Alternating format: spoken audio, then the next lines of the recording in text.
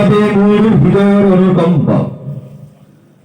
আজি পাতিছোঁ এই সাহিত্যৰ মেলা, এই মহামিলন ভূমিত ৰঙৰ আখৰা। সমস্যৰে বাজি উঠিল চিৰে চেনেহী মোৰ ভাষা জননী, যোন তৰাৰ পোহৰে শোভিত হ'ল এই সেউজীয়া ধৰণী। সূৰ্যৰ আভা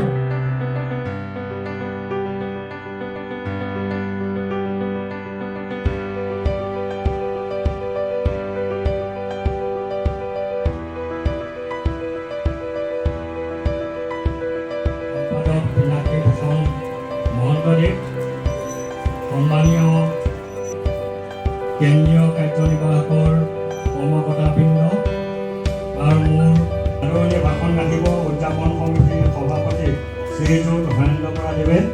ধন্যবাদ দেৱ। ফুলনি মানে বাগিচা, বাগিচা মানে ফুলনি, ফুলনি মানে বাগিচা, ফুলনি মানে বাগিচা চা। ফুলনি মানে বাগিচা, বাগিচা মানে ফুলনি, ফুলনি মানে বাগিচা, বাগিচা মানে ফুলনি। এইটো গান আপোনালোকে মানে এটা ভাল কেতিয়াবা যদি ইণ্টাৰভিউত আহে যে এইটো গান গাব পাৰে, অন্ত নাই, আৰম্ভণি শেষ নাই।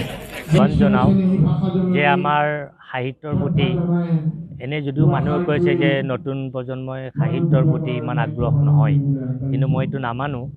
এতিয়া নতুন প্ৰজন্মই যথেষ্টভাৱে কিতাপ পঢ়িব লৈছে, লিখা মেলা আৰম্ভ কৰিছে। মাজতে মই গ্ৰন্থমেলাতো গৈছিলোঁ, যথেষ্ট ভিৰ।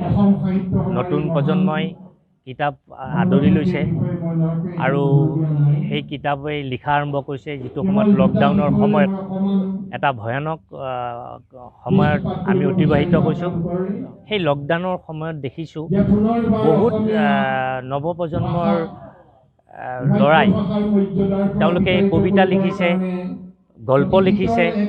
তেওঁলোকে বহি থকা নাই, ছ'চিয়েল মিডিয়াৰ জৰিয়তে বিভিন্ন ধৰণে কবিতা গান লিখিছে। মই ভাবোঁ নতুন প্ৰজন্মই যথেষ্ট এতিয়া আগ্ৰহী হৈছে। আমি যদিও নতুন প্ৰজন্মক আমি সদায় দোষাৰোপ কৰি থাকোঁ, কিন্তু মই ভাবোঁ যিসকল নতুন প্ৰজন্মই এতিয়াও সাহিত্যৰ প্ৰতি আগ্ৰহ জন্ম নাই, মই তেওঁলোকক আহ্বান জনাওঁ যে অসমীয়া সাহিত্যৰ প্ৰতি, অসমীয়া ভাষাৰ প্ৰতি যদি আমাৰ আগ্ৰহ নাবাঢ়ে, তেতিয়াহ'লে আমাৰ ভাষা, আমাৰ সংস্কৃতি, আমাৰ সাহিত্য কেতিয়াও বাচি নাথাকিব।